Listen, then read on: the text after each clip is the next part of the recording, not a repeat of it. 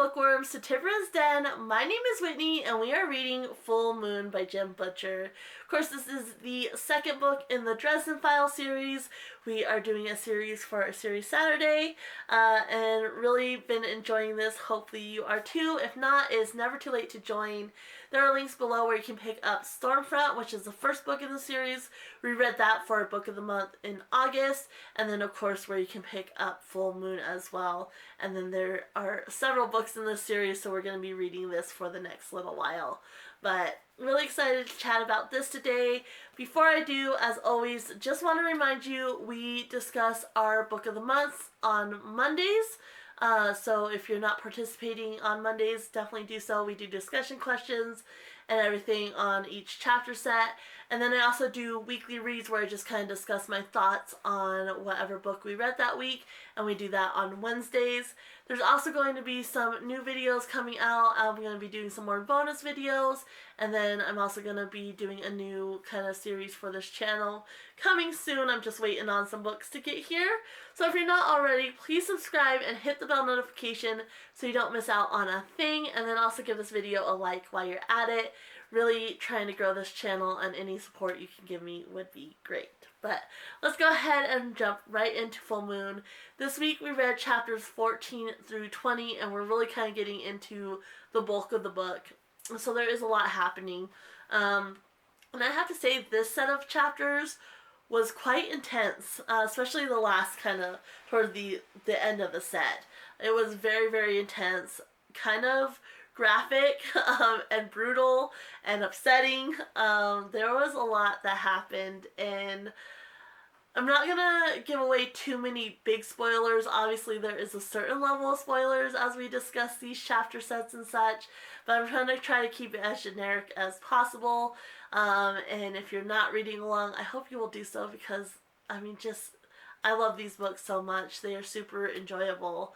But basically, where we left off last week is Harry had a tie to the victim of the murder that he went to last week, the scene of the murder, and he had a tie to the victim. And so now he has the police on his tail.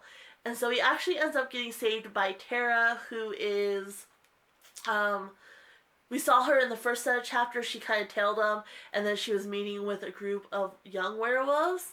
And so she actually ends up saving him, and they're kind of on the run from the police. And they actually end up going to McFinn, who is the loop guru.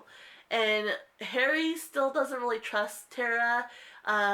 We're not quite sure what she is yet. She's not a loop guru. She's not a lycanthrope. And he said she's a creature of the never never because he was able to meet her eyes and they didn't go into a soul gaze. And he says that only happens if it's a creature of the never never, or if they've already done a soul gaze before. So he's still not quite sure about Tara and what's going on. Her blood was at the first crime scene, and so there's just kind of a lot of mystery around her. So he ends up dropping some names to see if maybe McFinn is in on it at all, and McFinn has no clue. So we're still trying to figure out what's up with Tara, her involvement, if there is any, whether she can be trusted or not. And there's just a lot, but she is helping Harry out, which is great. And basically they end up having to split up because the police are obviously after them, and they know, or they end up finding it where they were kind of trying to hide. And so they end up, trying to escape the police, and they have to split up. And a little bit of a spoiler, but not too much, is McFinn gets picked up, and he's a loop guru. So he has no control over changing. And it's the night after the full moon, and I'm pretty sure with loop gurus they turn the night before, the night of, and then the night after, like the 3 phases of the full moon. And he ends up getting picked up, which is a big problem. And so Harry and Tara, and he ends up calling Susan for help because he doesn't have a ride or anything like that.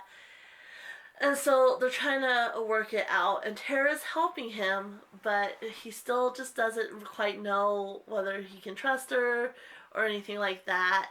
And so he ends up trying to go so he can contain McFinn. And so there is, the scene at the police station is very, very intense. And I really enjoyed it, but it was a lot, and like I said, it definitely was. There was a lot happening, and there was a lot of feelings going on because it was brutal, it was intense, and it was kind of heartbreaking as well. Um, and so yeah, so that's kind of the whole situation, and Harry. I mean, he didn't get there soon enough, unfortunately, but he is able to kind of pull something out of his hat. But yeah, he has all this stuff going on. He has the police after him, and then he's walking into the police station to try to save their butts. He has Johnny Marcone after him. He has the Street Wolves after him, and then he's trying to deal with this Loop Guru who is fine when he's in his human form, but as a Loop Guru, as a wolf, he has no control whatsoever. So he's dealing with all these things, and it's wearing on him.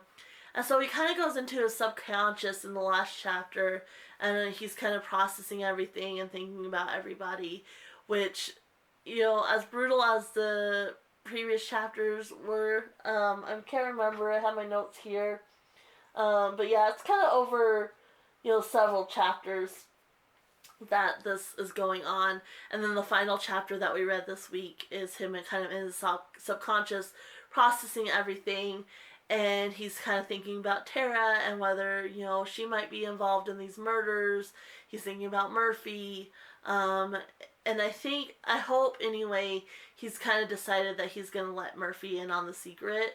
But that was really kind of heartbreaking as well, that final chapter where he was thinking about Murphy and everything, and her safety and what she's going through, because we do kind of see Murphy break, so it's a rough one.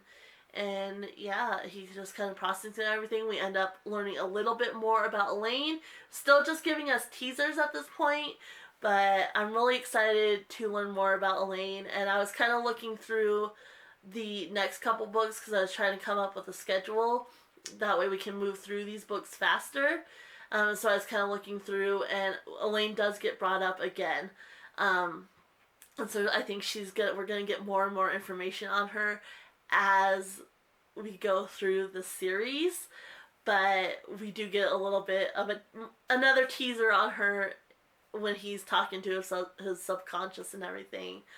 But yeah, there was a lot that happened in these chapter sets, and it was very intense. Like I said, I enjoyed it a lot, but it was intense and it was kind of upsetting, but in a good way, if that makes sense. Like, not in a good way because it was really bad stuff that happened, but it was really well written and a really good part of the story. Like, it really developed the story a little bit more, if that makes sense. So, but that's kind of where we're at now. We're still not sure about Tara. When he's kind of talking to his subconscious, he's thinking about, his subconscious kind of tells him something about others in the background, and I don't know if maybe that's the FBI agents, because I can't really think of anybody else that's kind of been involved throughout the series that's kind of in the background other than the FBI agents. So that's going to be interesting to see as well. But yeah, this was a rough set of chapters, and even though it was intense and kind of heartbreaking, I'm really excited to get into the next set of chapters. And this week we will be reading chapters 21 through 27. So definitely excited. This will be the second to the last week. So like I said, we're reading chapters 21 through 27, and then we'll finish up the following week. But really excited to see kind of how this book ties together, who's behind the actual murders. I mean, obviously the Loop Guru killed some people, but he's not in control or responsible for the wider scope of murders, and somebody did sabotage him. So really going to be interesting to see how it all ties together, who's the culprit, and who's Tara, like who is she. So yeah, hopefully you're reading along with me. That's it for now. Happy reading, everyone. Bye.